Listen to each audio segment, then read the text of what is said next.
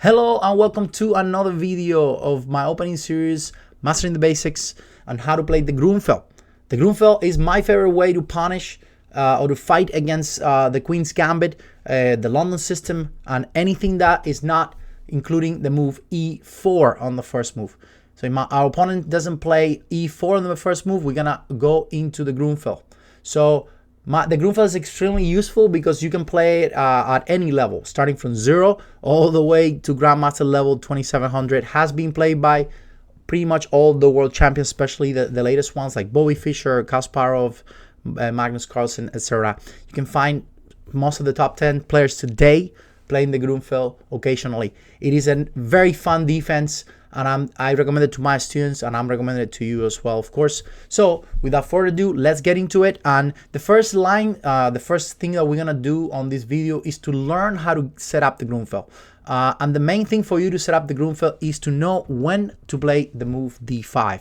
Without the move d5, you are not playing the Grunfeld, you will be playing a King's Indian, and we're getting into it. So if we pick a classic way of playing the Queen's Gambit, for example, d4, knight f6, c4, there are two ways to get into the Grunfeld, or there's two ways to break with pawn d5. The first one is that at any time white tries to play the move e4, we're gonna play the move d5. So that's why I was saying that the only way you can avoid the Grunfeld is if you play the move pawn e4. So obviously, because the pawn e4 is the first move, we cannot play the Grunfeld. We'll have to play something else, Sicilian or double king pawn. Now, if they play anything else, we're gonna stop whatever try to play the move pawn e4 to play with the pawn d5 move. That way we deal with e4, we don't let e4 that easy. Nobody will play these because this will just, you can take it, or you can play d4 with great position. Now, anything else, including the English opening, the ready variation, anything that doesn't try to play the move e4, we are going knight f6, and we're gonna stop the move pawn e4. We can also play the move pawn d5. And now we're gonna go back into the more normal stuff, which is, let's say, playing with Queen's Gambit. If somebody starts with d4, we're gonna quickly go knight f6. So remember, we're gonna try to learn how to play the move pawn d5, when to play pawn d5 in the right moment. So when are we gonna play pawn d5? Well, there's two cases of when to play pawn d5. The first one is whenever white tries to play the move e4. So we ask ourselves that question. Okay, is white trying to play the move e4 right now in the next move? If the answer is no, we continue with pawn g6. So we continue with the idea of fianchetto, which is a big part of the Grunfeld. This is the Grunfeld bishop, which is very similar to the dragon bishop. And we're going to talk more about how this bishop becomes extremely powerful in all Grunfeld positions. But remember, the first question is, whatever white plays here, we're going to see what is he playing e4 or is he not playing e4. If not, we continue our development and we fianchetto and castle.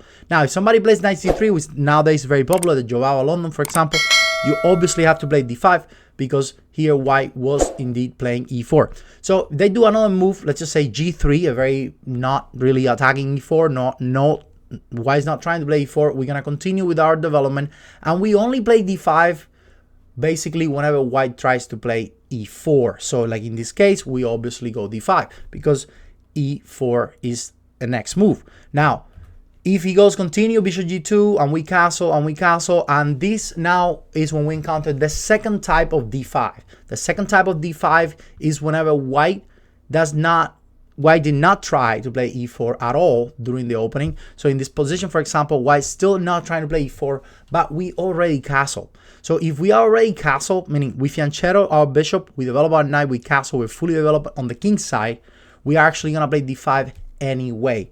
So remember, two cases. One, if white tries to play e4. Two, if you're already castle, white has not tried to play e4, you play it no matter what in the next move. All right? So this is the easiest way to play the Grunfeld. Now, it is extremely important for you guys to learn and to remember this, a very basic idea. Hey, is white playing e4? Yes, I play d5. If not, I'm not playing d5 until I castle. Very important, because what happens if you don't play d5 in the right moment? This has happened to many of my students, especially when they were learning the Grunfeld, where they forgot to play d5 in the move, whatever. It doesn't matter which move. It could be move 1, it could be move 2. White tries to play e4, they forgot about it, and bang, now you're playing something else. In this case, for example, is a Pirc defense, which you're not trying to play. So why are you gonna make this mistake? So make sure you remember that. Now, if we get into a more normal, when I say normal, it's just more classical way, which is the actual Queen's Gambit, d4, c4, no London yet. We're gonna have the same approach. So in this case, as you can see, white is trying to play e4 very quickly. In this case, what do? Well, take a guess. We play d5 again because we do not want to allow e4. If you play bishop g7 and white plays e4, you play d6, that is a King's Indian. So this is not the goal of this video, and it's definitely not the goal if you're trying to play the Grunfeld. So pay attention to that simple concept so you can get at least into the Grunfeld defense. From that point, after you learn how to play the Grunfeld defense, they can get more specific about the lines that we're gonna cover today. So we're gonna start again from the beginning, because now we learned how to play d5, how to make this position a Grunfeld. I just wanna point out one last thing that I'm not gonna go very deep into it, but if somebody plays the English opening, all you have to do is the same approach. Is first step e4, so you're stopping the e4 move at any point that white tried to play e4. It does not matter with which pieces he's trying to do it. We're gonna play the move d5. For example, knight c3 is already playing e4. We play d5 immediately.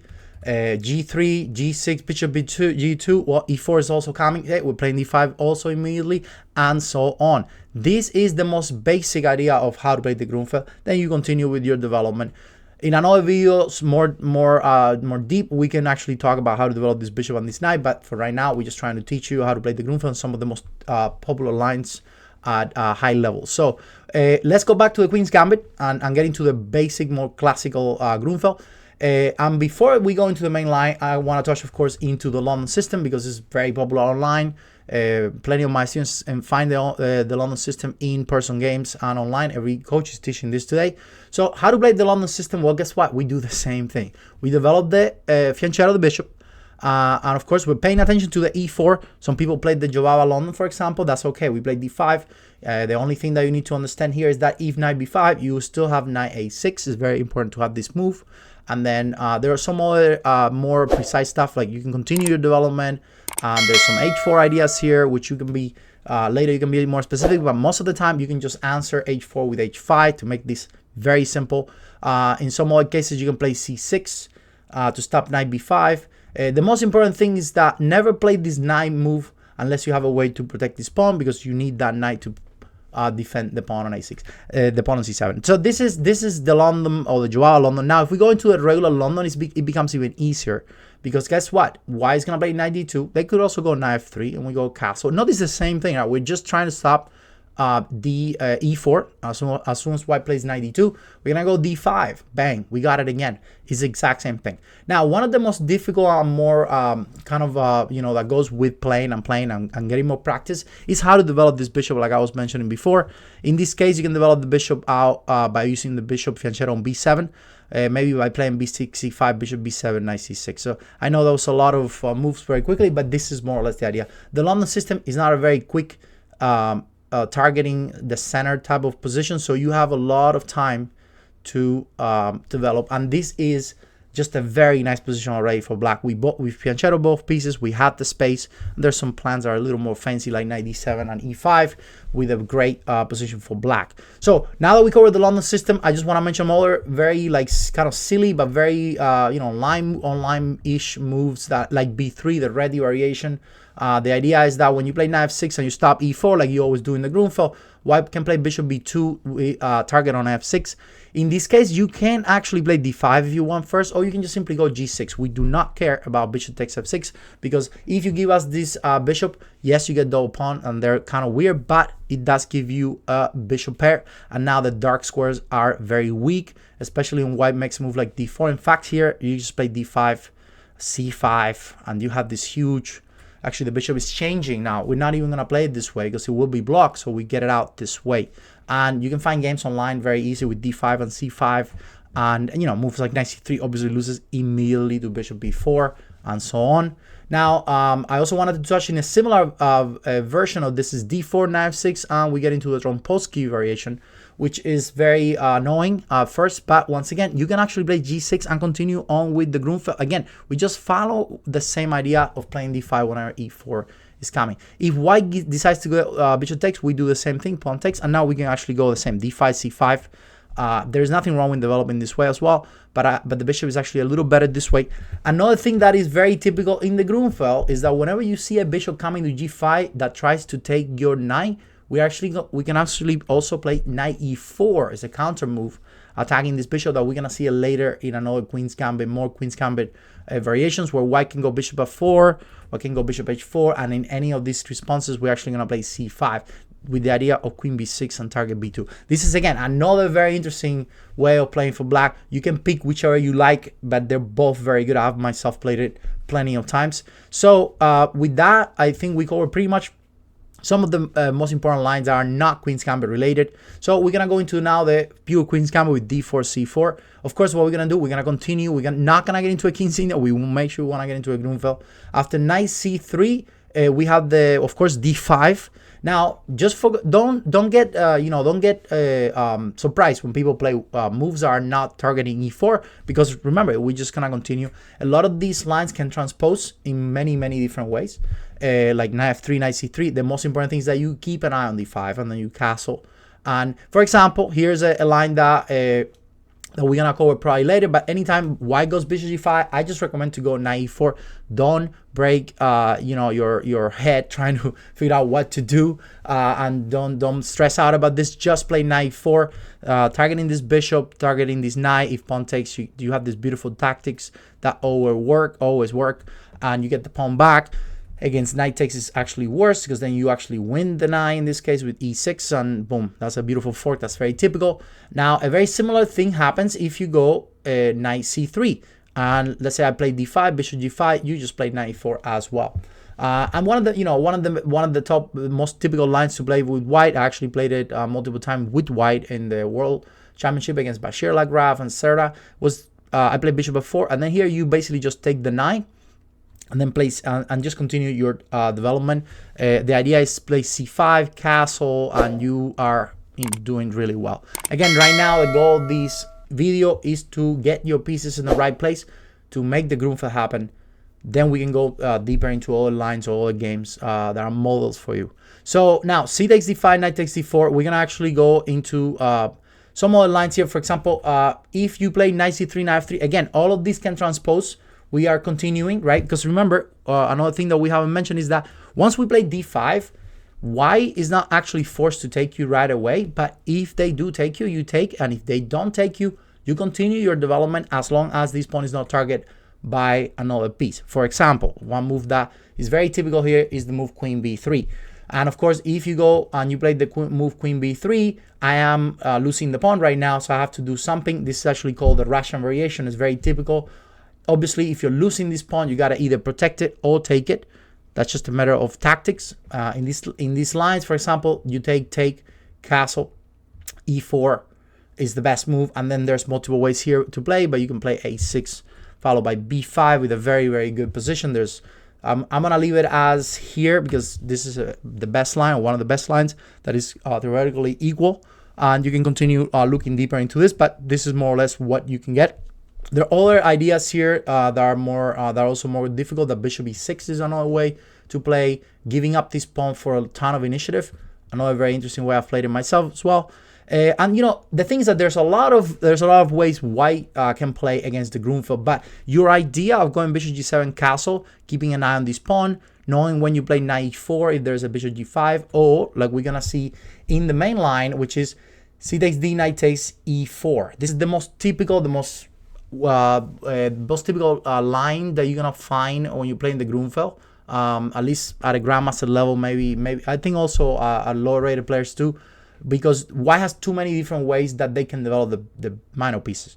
But then another concept about this Grunfeld, or something to remember, is that if you ever encounter this setup where white takes the pawn and you take back, and then white plays the move e4, at this point you have to make a decision about what to do with this knight.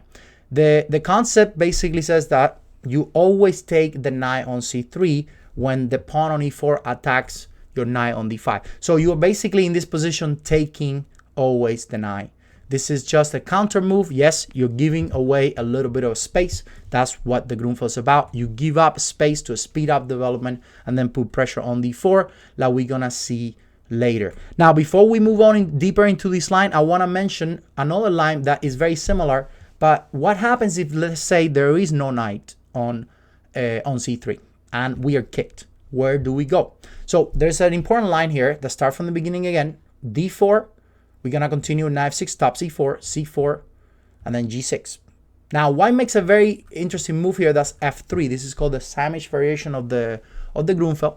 Where basically tries to play e4, but there is no knight on c3. We still have to play d5 because we know that from the beginning. We need to play d5 as soon as e4 is possible. So what do we do in the case of e4 now, where there is no knight takes c3 anymore, but we need to do something with the knight? Well, one rule about the Grunfeld is that we never come back to where we come from because we don't want to block the Grunfeld bishop. The Grunfeld bishop is there to put pressure on the pawn on d4. So what do? We got knight b6. This knight is an amazing move, an amazing good knight here because it, blocks any type of bishop c4 moves that can be annoying later. It also gives you knight c4 idea, but the most important thing is that it does not block the bishop from targeting this pawn. We can quickly go with this line, but basically there's a lot of ways to play here. In this position, you can play f5, you can play queen d6, which Fischer played in a couple of games. There's a lot of play, very interesting positions you can get from here. So now back to the main line. When the knight is on c3, you take the knight. When the knight is not on c3 and you encounter this c takes d and e4, you actually go to b6, right? Very, very important. In this case, you obviously take the knight. So we're going to go into knight takes c3, b takes c3, bishop g7. And here's where, this is kind of like the main line of the Grunfeld, where white has a bajillion different ways of playing. But we are actually doing the same thing. Our goal is to go c5, castle, knight c6, use this pin to pin the knight when it comes to f3. We put pressure on d4. Our counterplay is extremely good. And it has been proven that the Grunfeld is not better for white. It's just equal and at any level. So you are in good hands if you learn how to play this. So just so we're going to cover a couple of ways here. For example, knight f3 is one of them that allows the pin. But the pin right now is not very good. We're not ready yet because, well, white has the center. So we got to target c5. This is a very important move to make. You got to play c5 before you castle. This is very important because you want to target this pawn. You want to define this bishop quicker. So you don't want to castle because it gives white time to castle without trouble on c3. One of the beauties of c5 is that you target this pawn, but you're not just targeting this pawn, you're also targeting this one because the rook being there and because the king is not castle yet. So you want to go c5, knight c6 as soon as possible a lot of the time. So for example, in this line, bishop b5 check is one of the lines that is becoming very popular today. You still go knight c6 because there's a beautiful tactic that against d5 you got this a6. And this is just to show you some of the typical tactics here. Another line that is the most typical one is bishop e3. There is also, well, here we can go castle, we can go knight c6. There's a lot of lines here you can pick. Castle in this case is actually the best because the bishop is slowing down the castle. You see this bishop needs to get out first and then the rook out. So white has to play queen d2. For example, if you go bishop e2, this is already a mistake. We go knight c6, castle, and then at this point, we are pretty much winning something. We're going to win an exchange. Just like that, the position is already probably already okay for black. There is more to this, but this is just to show you that the Grunfeld can be very tricky. Also, I think I might have queen a5 first here, queen d2. There's a lot of tactics related to that pawn, the king being in the middle, the rook, and pressure on that pawn on d4. So now, if we go into the main line, which is bishop e3, castle, white plays queen d2, we go queen a5, targeting the pawn on c3 again. A lot of the time in this sort of position, white's main goal is to go d5 as soon as you play knight c6. So we're just dealing with that. We don't want to allow a quick d5, c4. We don't want something like this to happen unless it's like fully necessary. Because, well, that could become a little annoying. Like something like this, for example, let's say I play rook c1, b6, and c4. We don't want that because it gives white too much space. That is hard to deal with. This could be playable too, but I don't want that. But in this case, we also have all the moves like queen a5. It can be very, very tricky for white still. So, but anyway, what we're doing here is what matters. We're going knight c6, and we're going bishop g4, and we have queen a5. And more or less, this is the way that you're going to play. You're going to counter against this pawn structure on d4. right? So now if we go back to the main line here, we're gonna see another way of playing, which is bishop c4. So yeah, white is doing a little bit of different development, but we are actually doing the same. You notice that we are actually getting the same position. Now here, one of the most famous lines, bishop g4, f3, provoke this to create this bishop and come back, and then you just play the same way.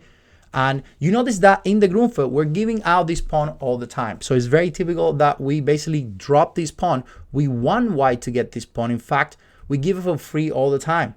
For example, here in this line, after d takes c5, we're not rushing at all. We just take our time with queen c7, rook da, knight e5, pawn e6, and then we end up getting this pawn, and what we created are basically two double isolated pawns. So don't feel pressure on taking this pawn too early, neither on losing this pawn, because in the Grunfeld, this is one of the most typical concepts, is that you give up this pawn all the time to create double isolated pawns.